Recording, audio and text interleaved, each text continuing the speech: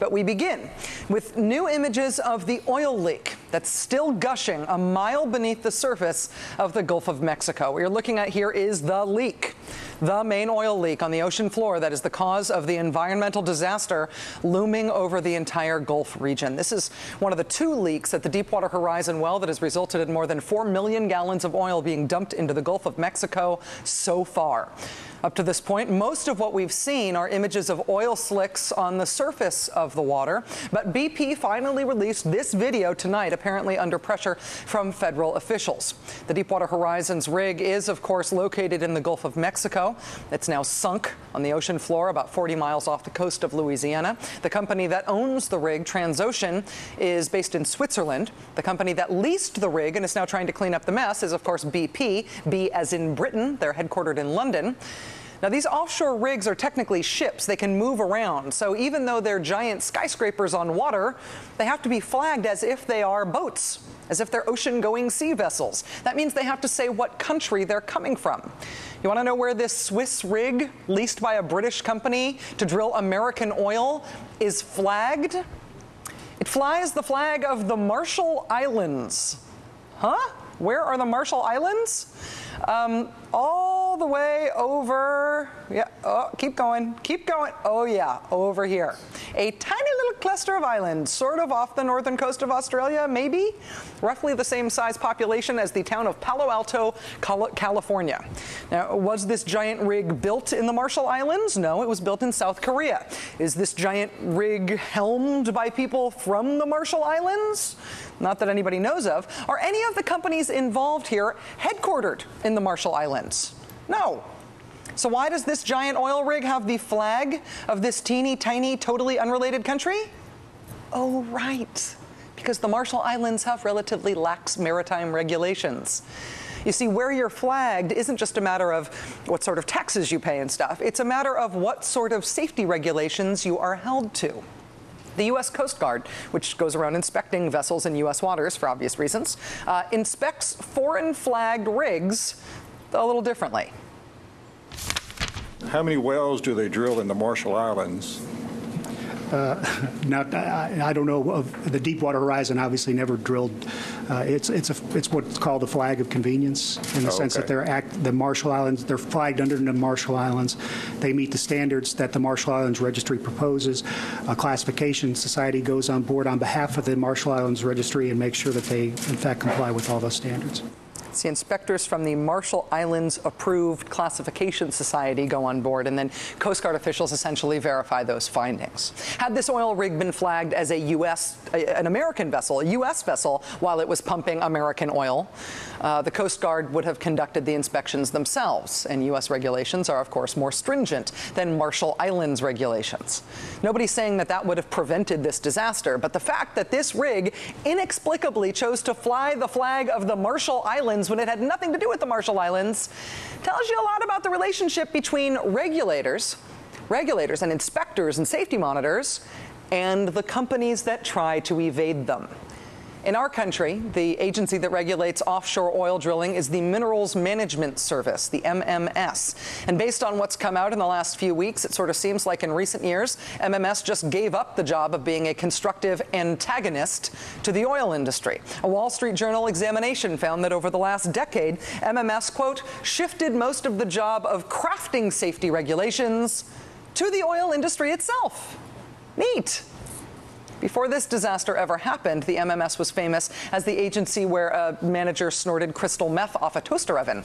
That turned up in an Inspector General report. It was where the agency's oil industry regulators were quite literally stooping oil industry lobbyists.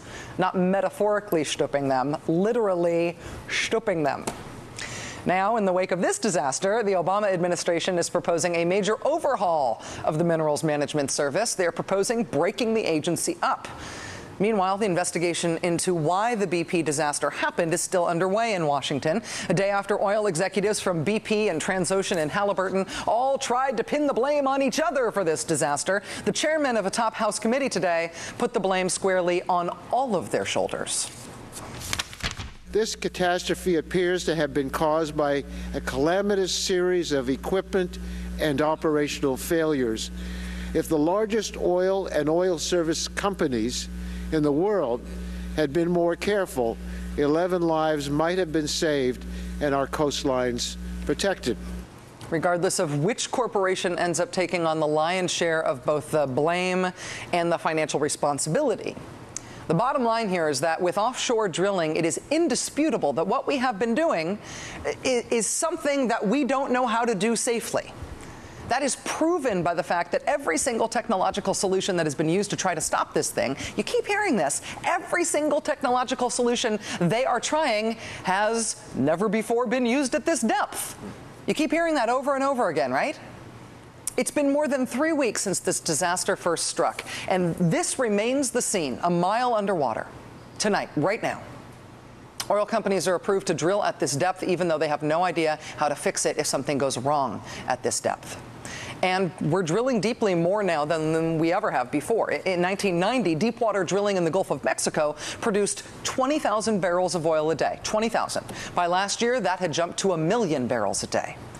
But the fact that we don't know how to do it safely has never really been a political problem until now.